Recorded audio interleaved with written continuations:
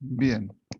En la clase B de arquitectura genética, como les decía, vamos a ver los aspectos relacionados a cómo podemos entonces conocer, identificar, caracterizar y dilucidar la relación genotipo-fenotipo a partir de diferentes estrategias o protocolos de investigación. Esta relación genotipo-fenotipo, si la forma que se ha podido establecer a lo largo de los últimos años, la forma más sencilla de poder establecer esta relación es a través de lo que se denomina las relaciones mapa genotipo-fenotipo, ¿sí? En un trabajo realizado por Hall y colaboradores en el año 2010. Previamente se venía trabajando, pero Hall es el que eh, propuso, digamos, y ejemplificó con, a mi gusto, mejor detalle, esta forma de interpretar estas relaciones entre genotipo y fenotipo. Y lo que planteó Hall es una especie de eh, interacción entre dos espacios que ellos llamaron el espacio genético y el espacio fenotípico. En el espacio genético se dan las distintas relaciones e interacciones a nivel del nivel genético, mientras que obviamente en el espacio genotípico se van estas relaciones a nivel de espacio fenotípico. Por ejemplo, el espacio fenotípico, supongamos para que se entienda, correspondería a todos aquellos efectos que vienen a consecuencia de la selección natural. Es decir, que a partir de una distribución fenotípica determinada, que vamos a denominar F1, por los efectos de la selección natural, esto es, la distribución diferencial de los genotipos por efectos de la diferente fitness que tengan esos genotipos frente a la acción de la selección natural, vamos a tener entonces una F1', resultado, como les decía, de la selección que ocurrió sobre el F1. Son estos F1' que van a copular entre ellos para producir una eje, un genotipo prima 1, y la combinación entonces de las distintas frecuencias alélicas y los efectos pleiotrópicos que se den a partir de los distintos alelos presentes y las distintas interacciones a nivel del genotipo, ¿sí? Vamos a tener como resultado el genotipo 2, que son los que van a dar a luz, o lo que, digamos, van a manifestar el fenotipo 2, y así sucesivamente vamos a tener estas distintas relaciones que se dan a nivel del espacio fenotípico y a nivel del espacio genético, siendo que estas relaciones no permanecen constantes, sino que se van modificando, ¿sí?, a lo largo del tiempo. Si bien esta interpretación del espacio genético y el espacio fenotípico puede resultar bastante sencilla a la hora de poder interpretar cómo es que se relaciona el genotipo con el fenotipo, es indudable que con el desarrollo, digamos, metodológico y teórico, este espacio genético se sabe que no es sencillo, sino que en este espacio genético conviven, así como una especie de distintas capas de una cebolla, diferentes espacios genéticos que son los denominados los espacios ómicos, es decir, el espacio de la genómica, el espacio de la transcriptómica, el espacio de la proteómica, el espacio de la metabolómica, obviamente todos relacionados entre sí, ¿sí?, pero que presentan entonces modificaciones propias de cada uno de estos espacios, todos ellos constituyendo entonces el espacio genético.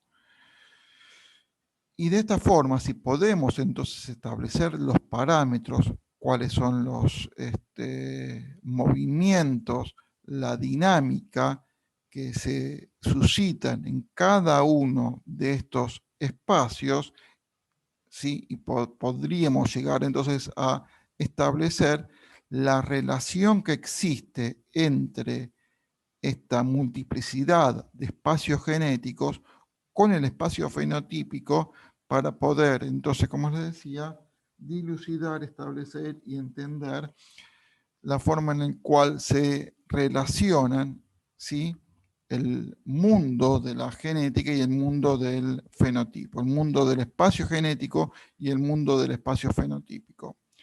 Obviamente que el poder analizar esto no es, reitero, no es para nada sencillo, porque debemos, por un lado, poder conocer perfectamente cómo es el movimiento, la dinámica, los distintos procesos y mecanismos que le corresponden a cada uno de estos espacios, la integración entre los espacios para poder al finalmente poder determinar y establecer entonces la relación entre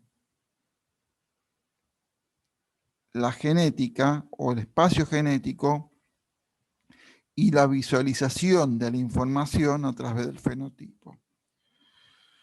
Dado que, como les dije, no es una tarea sencilla, ni mucho menos, ¿sí?, se ha propuesto, a partir de un trabajo realizado por un investigador que se llama Hansen, no importa el nombre, el estudio de esta relación genotipo-fenotipo mediante lo que se denomina el análisis de la arquitectura genética del carácter. El nombre de arquitectura genética no es, digamos, un nombre que no tenga ningún tipo de sentido. ¿Por qué? ¿Cuál es el sentido de poner este título de arquitectura genética tal cual lo describió este investigador Hansen? Ustedes saben que en las construcciones de cualquier edificación, si consideramos un carácter como una edificación, en la construcción de cualquier edificación tenemos componentes básicos que son los ladrillos y luego el cemento que nos permiten unir a esos ladrillos. Y entonces con los ladrillos y los cementos podemos construir, con los mismos ladrillos y ese mismo cemento, podemos construir cosas muy diferentes como pueden ser una casa, un edificio, un galpón o lo que sea.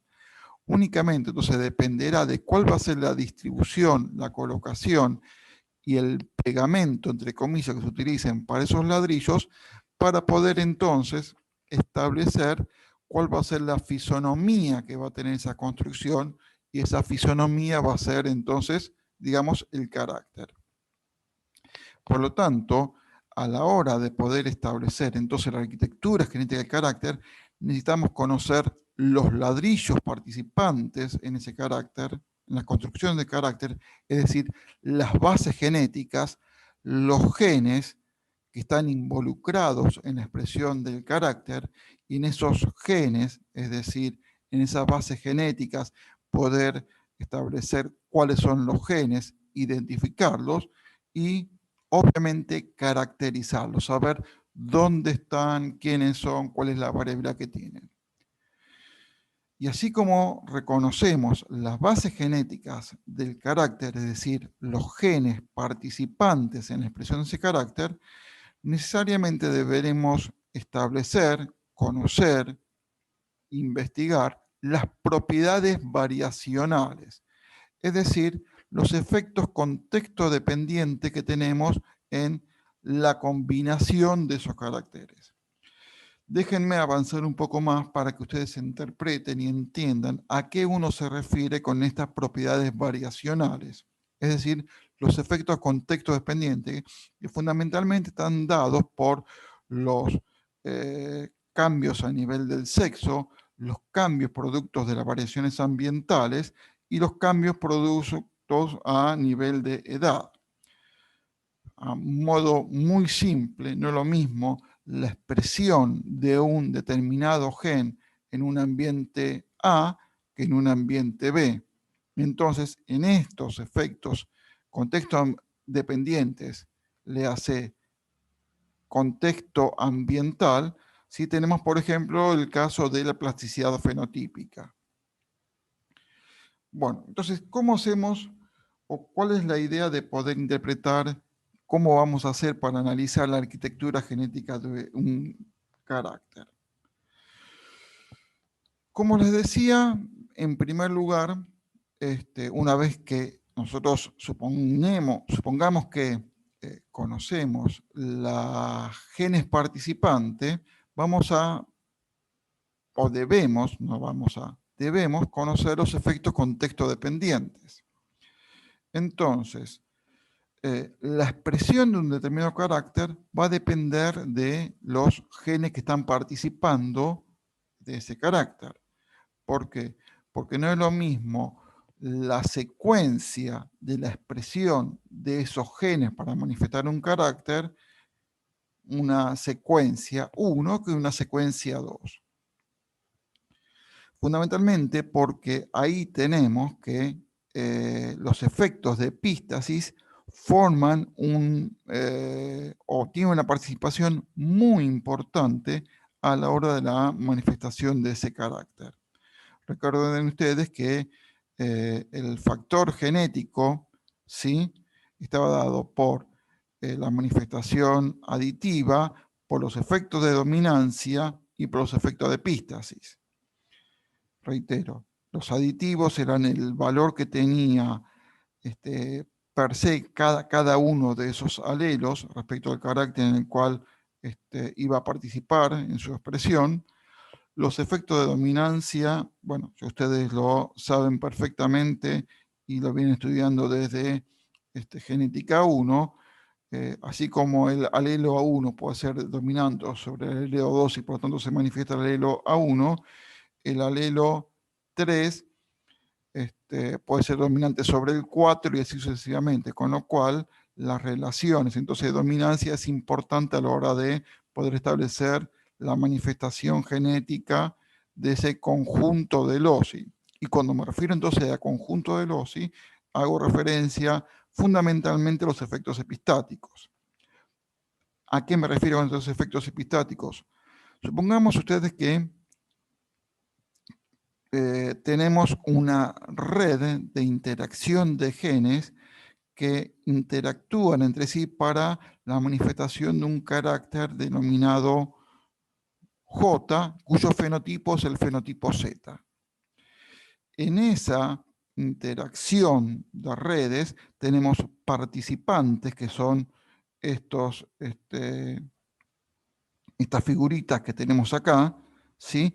Tenemos 3, 5, 8 genes que interaccionan entre sí para la expresión de un carácter J cuyo fenotipo, de acuerdo a la interacción que hay entre ellos, ¿sí?, manifiesta el fenotipo Z. Dado que, como yo les dije, hay una interacción entre esos locis, esa interacción puede ser neutra, y ahora me voy a referir a lo que significa neutra, una interacción positiva o una interacción negativa. Entonces, los efectos neutros serían o estarían dados porque el efecto que tiene, por ejemplo, la manifestación en combinación de este loci con de este locus con este locus, dependiendo a los alelos que estén participando, podemos sumar los efectos individuales de los alelos de este locus con los alelos de este locus y entonces decir, bueno, si fueran simplemente estos dos, ¿sí?, la combinación lineal de este y este me va a dar un determinado carácter. Ustedes saben que no necesariamente la combinación de dos loci va a estar dada únicamente por la sumatoria, los efectos aditivos de cada uno de ellos. Puede ser que la combinación tenga una interacción positiva, ¿sí? Que en este caso va a estar graficada con esta línea azul, o una combinación negativa que va a estar graficada en este caso con una línea roja. Es decir, que la combinación de los alelos presentes, ¿sí? De este loci con este loci me van a dar una combinación superior a la esperada simplemente por la sumatoria lineal de los efectos, o una combinación negativa, ¿sí? Que tenemos representada en este caso por los colores rojos. Con lo cual, cuando se evalúan no solamente entonces los efectos individuales, sino que cómo se combinan cada uno de estos loci, tenemos entonces la expresión fenotípica de un carácter determinado. Supongamos que, y esto se puede hacer, ¿sí? Se bloquea la expresión de un determinado gen. Se bloquea, digamos, un locus en particular, como en este caso, lo que se hace es, se denomina noquear este locus. Lo que se sabe, lo se ha visto, lo que se ha llevado a la práctica es que se modifican, ¿sí? Todas las, es posible, no es que se modifican, es posible que se modifiquen todas las interacciones previas que existían cuando estaba presente este locus. Fíjense ustedes que se preservan algunas interacciones, como esta de acá, ¿sí? Es posible que cambien, digamos, sus efectos. Se generan combinaciones nuevas, como las que están graficadas acá en color verde, entre este y este locus. Antes no había interacciones, y por el efecto de sacar del medio, de noquear este locus, se genera esta nueva combinación. Es decir, que hay una multiplicidad de efectos epistáticos que se generan como consecuencia entonces de los genes que están participando. Y entonces, acá tenemos un efecto contexto dependiente que tiene que ver con los genes que están participando en la expresión de ese carácter. Y entonces vamos a estar expresando el mismo carácter J, pero ahora el fenotipo va a ser un Z'. Acá le falta un prima. Con lo cual entonces, dependiendo de los genes que haya, vamos a tener efectos epistáticos distintos y posiblemente manifestaciones fenotípicas distintas para un mismo carácter. Entonces, a esto me refería con las propiedades variacionales. ¿Cómo van modificándose las bases genéticas, los genes que están participando en la expresión de un carácter, dependiendo del contexto en el cual se están desarrollando, digamos, esas interacciones? En este caso, tenemos una arquitectura en particular, y en este caso tenemos una arquitectura distinta, fundamentalmente dada por los efectos de las relaciones entre los genes, que varió porque se noqueó un gen en particular. Y entonces las interacciones van a ser distintas y eventualmente, casi con seguridad, la expresión, ¿sí?, que van a tener la combinación de estos genes va a ser distinta. Este efecto de la modificación del contexto dependiente en la arquitectura genética no solamente va a variar según los genes que estén participando, sino que también puede variar dependiendo a el ambiente o dependiendo del sexo.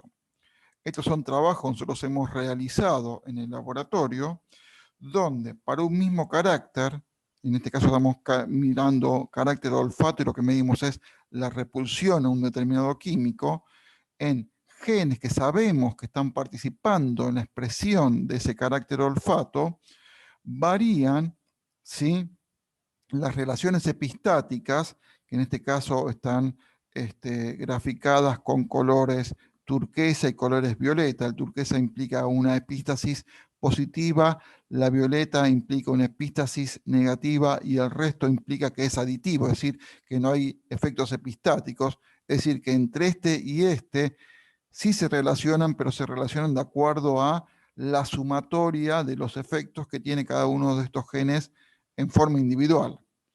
En este caso, ¿sí?, el efecto de la combinación de un alelo particular de este gen y de este gen implica, digamos, un efecto por encima del esperado por la combinación lineal, mientras que el de este gen y de este gen está por debajo a lo esperado por la combinación lineal de los efectos de cada uno, de cada alelo participante que están, digamos, en estos loci. Lo importante acá es que, fíjense ustedes que para las mismas moscas, es decir, los mismos alelos, para un mismo químico, para un mismo carácter, se modifica las relaciones de epístasis cuando se varía el ambiente. En este caso, la variación del ambiente es la variación de concentración del químico que estamos analizando, ¿sí? Por ejemplo, esta modificación que estaba acá, o este efecto epistático positivo, ¿sí?, desaparece, pasa a ser aditivo, y aparecen, ¿sí?, otros que no estaban presentes, como por ejemplo entre este de acá y este, perdón, entre este de acá y este, fíjense que pasa a tener un efecto ahora de epistático positivo. Con lo cual, entonces, el ambiente también modifica, cambios en el ambiente, también modifica las relaciones epistáticas y también, digamos, que depende del sexo. Acá estamos mirando longevidad, ¿sí? Estos sabemos que son alelos que están participando en la expresión de este carácter que se denomina longevidad, y estamos viendo para las mismas líneas de moscas Drosophila melanogaster, machos y hembras. Y fíjense la enorme diferencia que hay entre las relaciones de los genes, ¿sí?, que están participando en la expresión de este carácter denominado longevidad, cuando lo analizamos en machos y cuando lo analizamos en hembras. Por ejemplo, en este caso, en hembras, entre este gen y este gen, tenemos para las hembras un efecto de epístasis negativa, mientras que en los machos tenemos un efecto de epístasis positiva. Es decir, que el cambio en el ambiente puede modificar las relaciones epistáticas. Ambiente me refiero a el ambiente tal cual lo hemos definido, ¿sí?, concentración de un determinado químico o el cambio, por ejemplo, los sexos que se consideran como ambiente diferente. Entonces, el cambio en el ambiente puede modificar las relaciones epistáticas y consecuentemente el cambio en el ambiente, dicho en forma mucho más general, las variaciones contexto dependiente van a modificar entonces la arquitectura genética. Es decir, que las propiedades variacionales, estos efectos contexto dependiente, el sexo, el ambiente, la edad, supónganse ustedes, vuelvo nuevamente en el caso de las drosófilas, no es lo mismo la expresión de un carácter en larva que en pupa, que en adulto, ¿sí? Podríamos, entre comillas, considerarlo como individuos distintos, siendo que forman parte de un mismo individuo, obviamente, pero no es lo mismo el hecho de las larvas que se desarrollen dentro de una determinada fruta que la mosca que tiene otras estructuras, como por ejemplo alas que le permiten volar, en el caso de las drosófilas, de las moscas en general. Entonces, estos efectos contexto dependiente, los genes que están participando, como habíamos visto acá, bueno, todo esto, ¿sí?, todo esto forma parte entonces de esa forma en la cual se van uniendo los ladrillos para provocar entonces manifestaciones fenotípicas distintas por el mismo carácter. Con lo cual, entonces, lo que podemos estar comenzando a interpretar es que esa enorme diversidad que vemos a nivel intraespecífico para un determinado carácter, como puede ser color de piel, color de ojo, forma de la cabeza, distancia entre los ojos, lo que se les ocurra, ¿sí? Tiene como sustento genético una potencialidad de diversidad enorme, dado por los genes que están participando, las variaciones alélicas que están participando de esos genes, los efectos de epístasis, los efectos del ambiente, donde podemos involucrar, por ejemplo, el efecto de plasticidad fenotípica. Obviamente, acá involucramos también los efectos de la pleiotropía, las restricciones, los constraints y un montón de cosas que no hemos analizado simplemente por falta de tiempo y porque, digamos, escapa a el contexto de la materia introductoria como es evolución. Pero sí, digamos, coincidirán conmigo que existe una enorme diversidad, y de acuerdo a lo que estamos viendo hasta ahora, esa enorme diversidad fenotípica tiene un sustento genético, ¿sí? Tiene un genotipo que es muy diverso y que esa enorme diversidad genética, entonces podemos establecer o podemos comenzar a establecer cuáles son esos parámetros genéticos que son los que impulsan, ¿sí? O la base de esa enorme diversidad. Como les dije, tenemos una enorme diversidad. Ahora bien, el tema es que si vemos esta enorme diversidad, vemos que todos tienen una cabeza y todos tienen dos ojos, todos estos miembros de esta comunidad. Y entonces, eso nos lleva a establecer un primer punto en el cual no todos los caracteres son variables. Existe una enorme diversidad de caracteres que son variables, muy grandes, ¿sí? Color de piel, forma de la cabeza, pero existe otra gran cantidad de caracteres que no son variables. Por ejemplo, número de cabezas. Con lo cual, entonces, hay algunos caracteres donde están enormemente restringida la potencialidad de variación. Y esos caracteres donde está enormemente restringida la potencialidad de variación, se dicen que son caracteres que están canalizados. ¿Sí? Entonces, la canalización, ¿sí? Esto viene como una especie de alegoría, lo que es un canal. ¿Un canal qué es? Es simplemente, ¿sí? Dos paredes de cemento que lo que hacen es reducirme la posibilidad de que el agua se disperse a cualquier lugar y lo único que hace es simplemente seguir el recorrido marcado por el canal. Mientras más estrecho sea el canal, mientras menor distancia haya entre las paredes, voy a tener una menor posibilidad de encontrar variaciones en el recorrido del agua. Y entonces, básicamente, esa potencialidad de variación dependerá de cuán importante o la posibilidad que tenemos de observar caracteres que estén canalizados o no. Caracteres que son sumamente importantes, como les dije, el número de cabeza, la simetría bilateral, el eje antero-posterior, obviamente que son caracteres que están genéticamente determinados. Pues bien, esos caracteres están genéticamente determinados, no tienen la mínima variabilidad posible, ¿sí? Y por lo tanto, cualquier tipo de variación introducida, ya sea por efectos de la mutación o por variaciones ambientales, recuerden que estamos hablando de caracteres, ¿sí? De fenotipo. Fenotipo es genotipo más el ambiente más la interacción genotipo-ambiente.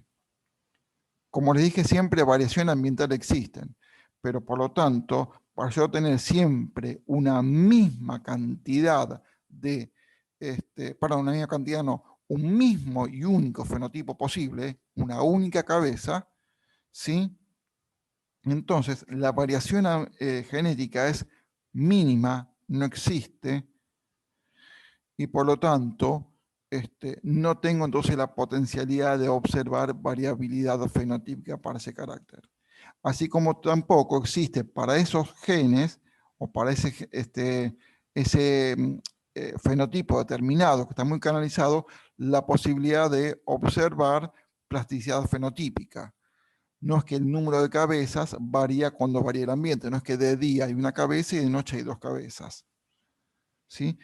Reitero, caracteres muy canalizados son caracteres que son muy importantes a la hora de manifestar un patrón de desarrollo en particular, que son parámetros que no pueden bajo ninguna circunstancia tener algún tipo de variación. Bien, entonces, sabiendo entonces que hay posibilidad de que haya caracteres muy variables y que esa variación se deben a este, eh, los integrantes, esto es, los genes participantes junto con todas las propiedades variacionales, y hay otros caracteres que son menos variables, que están muy canalizados, ¿cómo es posible, sí, que la parte de la teórica del día de hoy, cómo es posible investigar entonces la arquitectura genética de un carácter? Las bases genéticas y las propiedades variacionales. Yo lo que les voy a presentar acá es uno de los tantos protocolos de estudio que se utilizan, precisamente es el que nosotros utilizamos en el laboratorio, que resulta muy sencillo y es muy práctico a la hora de poder llevar adelante este tipo de análisis. Y entonces lo que tenemos acá es, bajo el título de Estudio de Arquitectura Genética en Poblaciones Naturales, yo les voy a presentar con esto parte de nuestras investigaciones para que ustedes vean una forma de aproximarnos a poder establecer, analizar, dilucidar el mapa fenotipo-genotipo y cómo es posible estudiar adaptación y las bases genéticas de la adaptación en poblaciones naturales. Supongamos que vamos al campo, ¿sí? A una población natural, y hacemos una colecta de drosófilas. Esto se hace muy sencillo, se pone en un balde de 10-20 litros, banana que hemos comprado en una frutería, banana bien madura, bien podrida, compramos además levadura y pisamos la banana con la levadura para que se haga un pasticho bien asqueroso de banana pisada, y la distribuimos, ese menjunje de banana pisada con la levadura lo usamos porque atrae las drosófilas, la distribuimos a lo largo de una plantación de ciruelas en una población natural en algún lugar de Argentina. Tenemos además la posibilidad de utilizar una red entomológica, y entonces nos vamos un día con nuestro mate, en los días donde no había pandemia así en el barbijo, y estábamos muy contentos pues tenemos una salida de campo, y lo que hacemos, como les decía, es ubicar esas trampas me refiero a esos baldes con banana pisada con la levadura, en distintos puntos de esta plantación de ciruelas. Colectamos la muestra mediante una red entomológica, y esas moscas que nosotros colectamos, ¿sí?, representan de algún modo la variabilidad natural que hay en esa población. Esa variabilidad natural que está representada, si ustedes ven las mosquitas que de acá arriba, van a estar todas, o la gran mayoría, pintadas de diferentes colores. Esto hacer referencia a que cada individuo, ¿sí?, está constituido por una especie de, entre comillas, mosaico genético, porque tenemos la variabilidad que tenemos en distintos individuos. Pues bien, tenemos nuestra captura, ¿sí?, variable de esta población de moscas, Y lo que hacemos es, llegamos al laboratorio y ponemos en forma individual, en un tubito de vidrio con un poco de polenta, a las hembras a que pongan los huevos y esperar a que nazca la descendencia.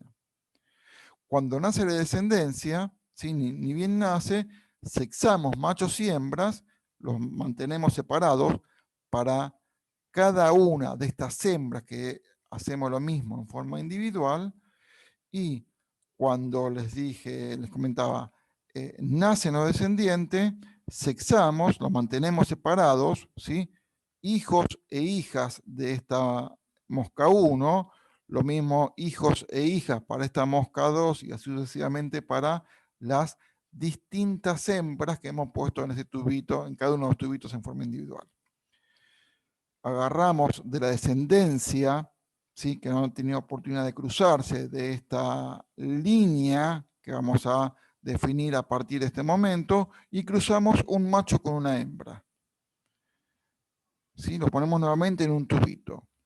Esperamos a que emerjan los adultos y antes de que lleguen a su edad reproductiva, a su madurez sexual, volvemos a sexarlo y entonces volvemos a cruzar en forma nuevamente individual una hembra con un macho.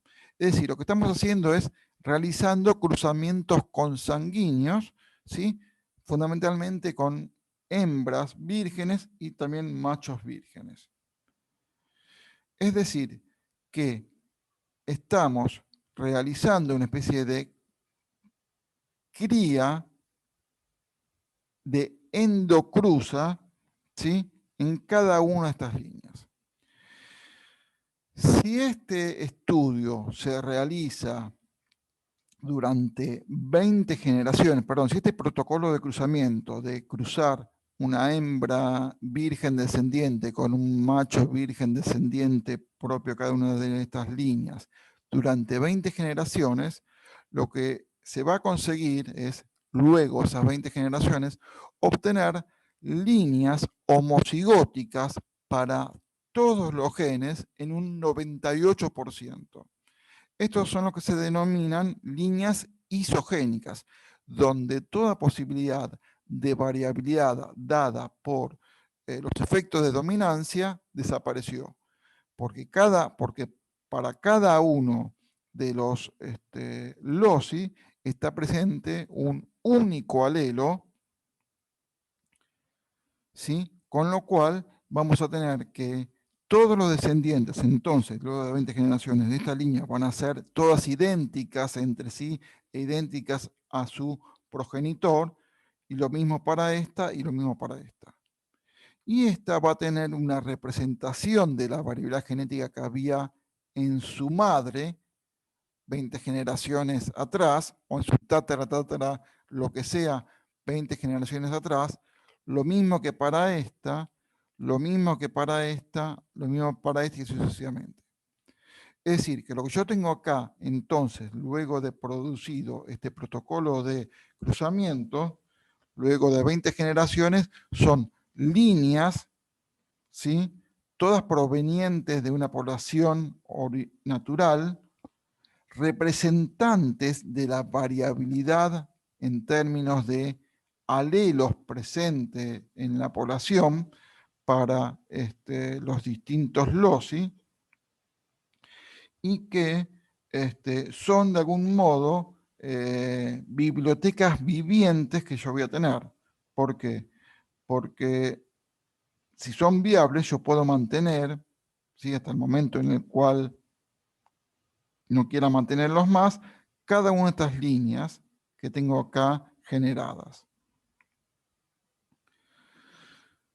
Entonces,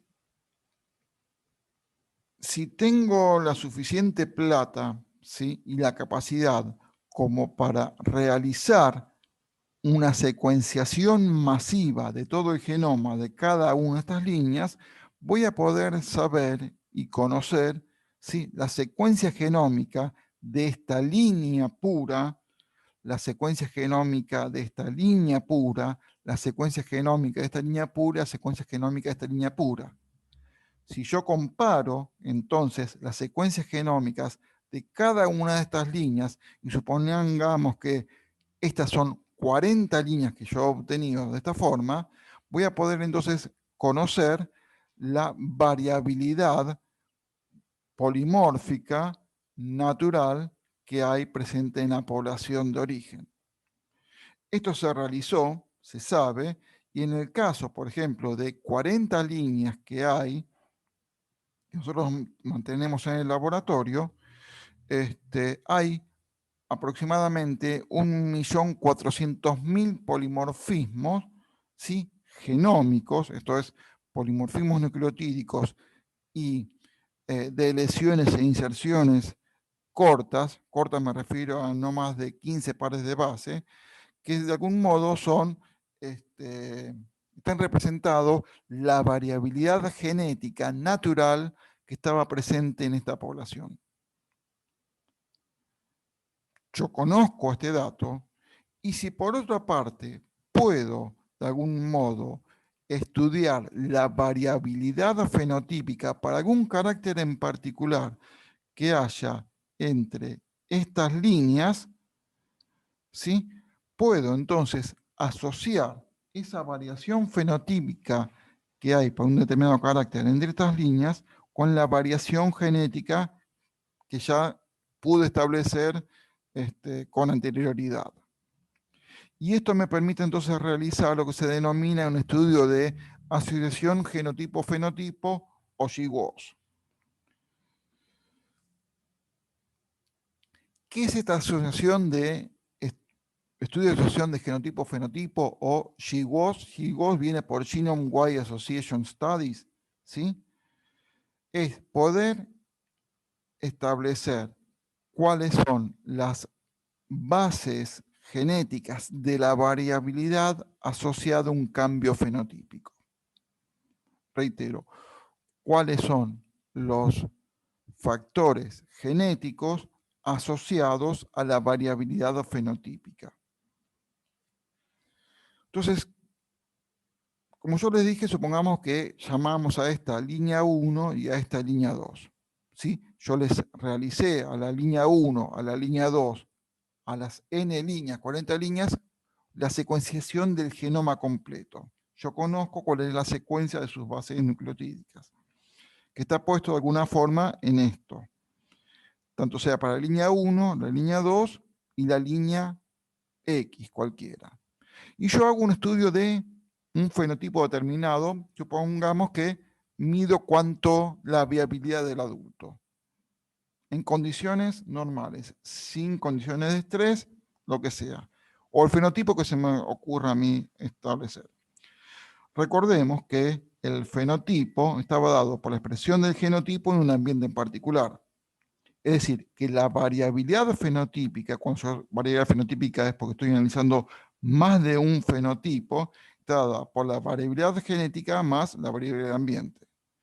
Si esta variabilidad del ambiente, es decir, si el ambiente tiendo a que sea cero, quiero decir, yo reduzco toda mínima posibilidad de que haya variación en el desarrollo entre las líneas.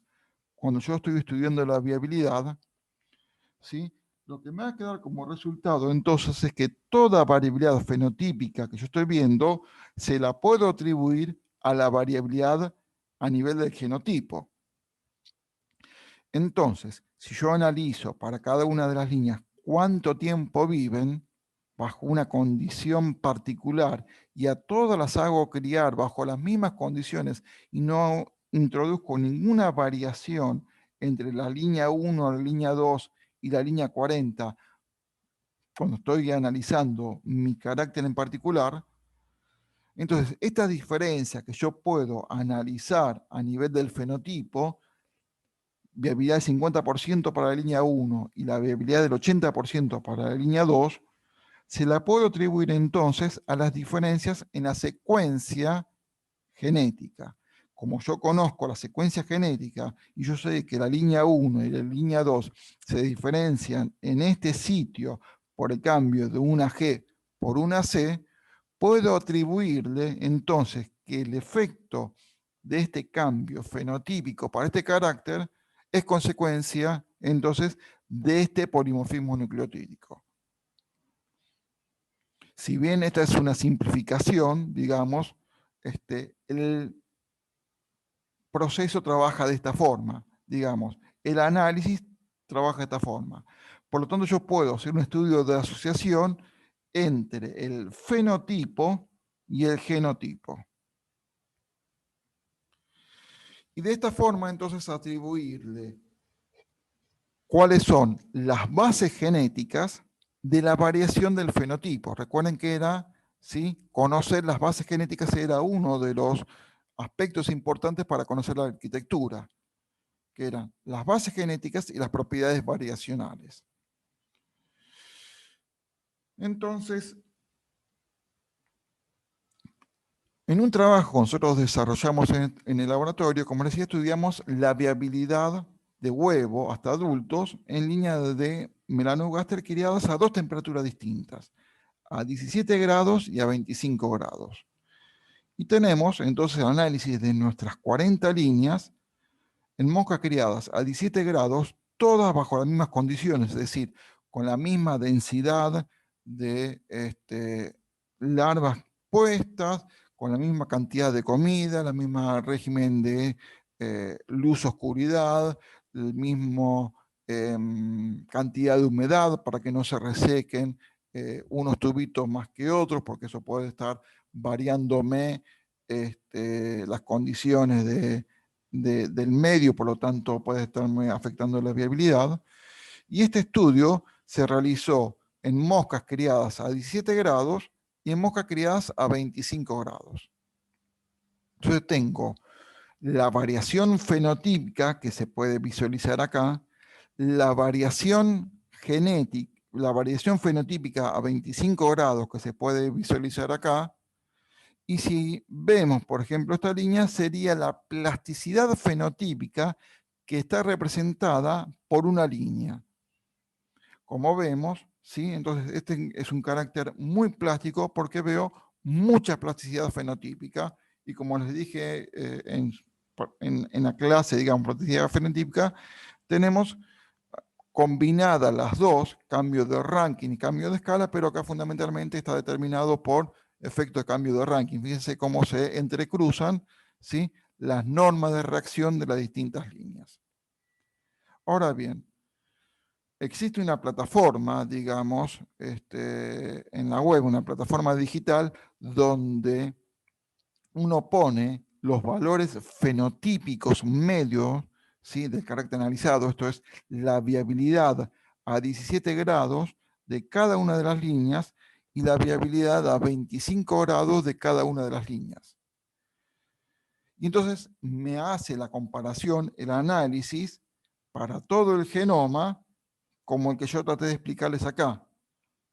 Ver para las 40 líneas con las diferentes viabilidades y asociarlos a los cambios, a los polimorfismos nucleotídicos que tenemos entre las 40 líneas, dado que, como les dije, se conoce la secuenciación completa del genoma de las 40 líneas. Entonces, como resultado de todo eso, lo que se obtiene es una tabla de este tipo, esa tabla está simplificada, que yo simplemente lo que quiero es acá comentarles para que ustedes vean el nivel de análisis al que uno puede llegar a arribar. Lo que tenemos acá es la identificación, ¿sí?, del polimorfismo nucleotídico, donde lo que me está indicando es el cromosoma, ¿sí?, en donde tenemos un sitio nucleotídico que está variando, y qué tipo de variación es. En este caso, por ejemplo, es un polimorfismo nucleotídico simple, o SNPs, y en este caso sería, por ejemplo, una deleción para el cromosoma 2L en la posición 2.651.072. Recuerden que para Drosophila y para todos los organismos que están secuenciados, ¿sí?, tenemos entonces identificado cada uno de los sitios nucleotídicos para los diferentes cromosomas. Por eso es posible identificar con exactitud el sitio nucleotídico que está variando. Dado que hay una variación en ese sitio nucleotídico asociado a un cambio en el polimorfismo, vamos a tener alelos en menor frecuencia y alelos en mayor frecuencia, que son los que están determinados acá.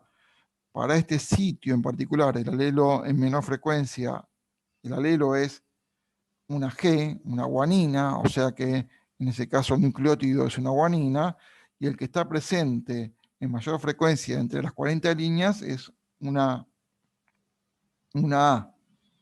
¿Sí? Vamos a poder establecer la frecuencia del alelo que está presente en menor frecuencia, ¿sí? En este caso, la G está presente en las 40 líneas con esta frecuencia, al 13,9% aproximadamente. Y dado que yo realicé el estudio a 17 y a 25 grados, me va a establecer, ¿sí?, el cambio producido y si ese cambio producido es significativo o no es significativo. O sea que se hace múltiples comparaciones. Y entonces, este sitio nucleotídico tiene un efecto significativo, es decir, que el cambio de la A por una G modifica la viabilidad a 25 grados, ¿sí?, con un valor estadístico, con un P significativo de 7,8 por 10 a la menos 6. Es decir, que en el sitio en el cromosoma 2, este cambio nucleotídico de la A por la G o de la G por la A tiene un efecto significativo asociada a la variabilidad para carácter viabilidad medidas a 25 grados.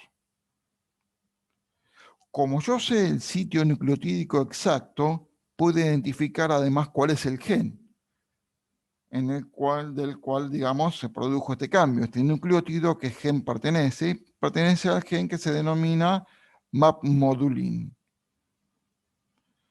Como además se sabe, ¿sí?, este sitio nucleotídico, en qué parte de la estructura, por llamarlo de alguna forma, qué región genómica corresponde a este gen, se sabe que este sitio, este cambio nucleotídico, representa un cambio no sinónimo.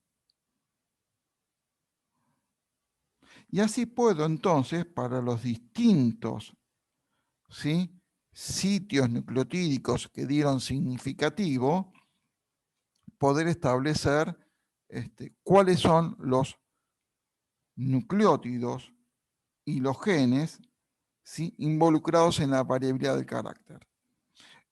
Por ejemplo, en este segundo caso, ¿sí?, este nucleótido que está localizado en este lugar, ¿sí?, también en cromosoma 2L de Drosófila, no presentó variación a 25, pero sí presentó variación a 17 grados. O sea que es uno de los tantos sitios nucleotídicos que están asociados a la variación fenotípica representada acá.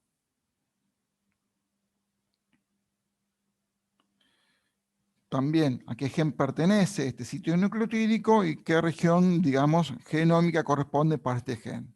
O sea que es un 3' UTR.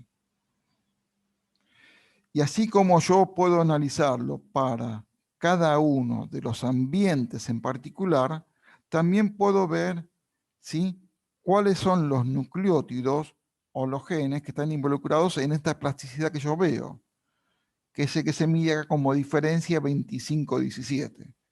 Es decir, que este tercer nucleótido, como para poner un ejemplo, no está asociado a la variación a 25, no está asociado a la variación a 17, pero sí está asociado a las diferencias. Y pertenece a un intrón.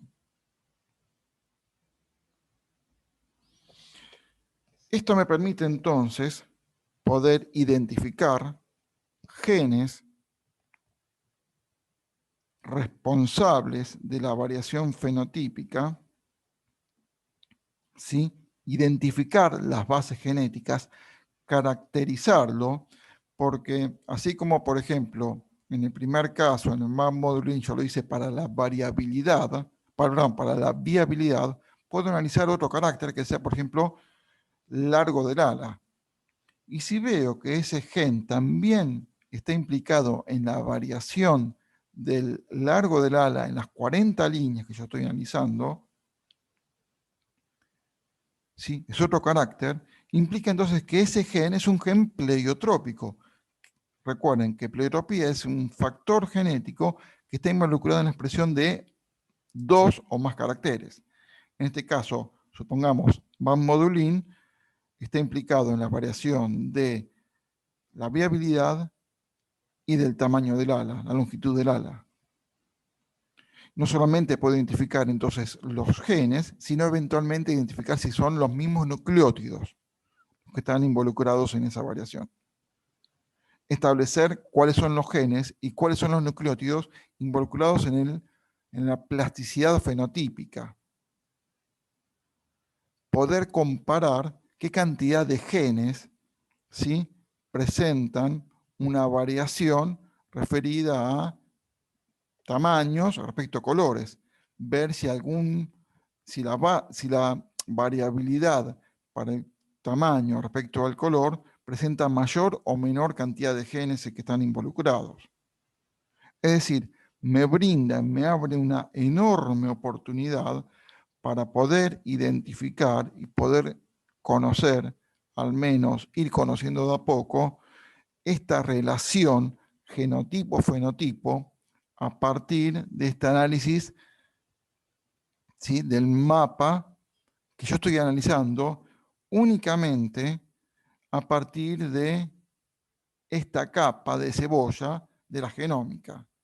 Eventualmente podría realizar también un estudio de microarreglos para estudiar la transcripción que presentan esas mismas líneas. Recuerden que les dije, esas líneas, esas 40 líneas, son bibliotecas vivientes, con lo cual yo podría estudiar la transcriptómica, la proteómica, eventualmente la metabolómica, y ver, ¿sí?, cuáles son los factores causales de la diversidad, por ejemplo, en la viabilidad, tal cual yo se los expliqué, o si podría realizar un estudio de metabolómica comparativa entre esas líneas para las moscas, para viabilidad de moscas criadas a 17 y 25 grados.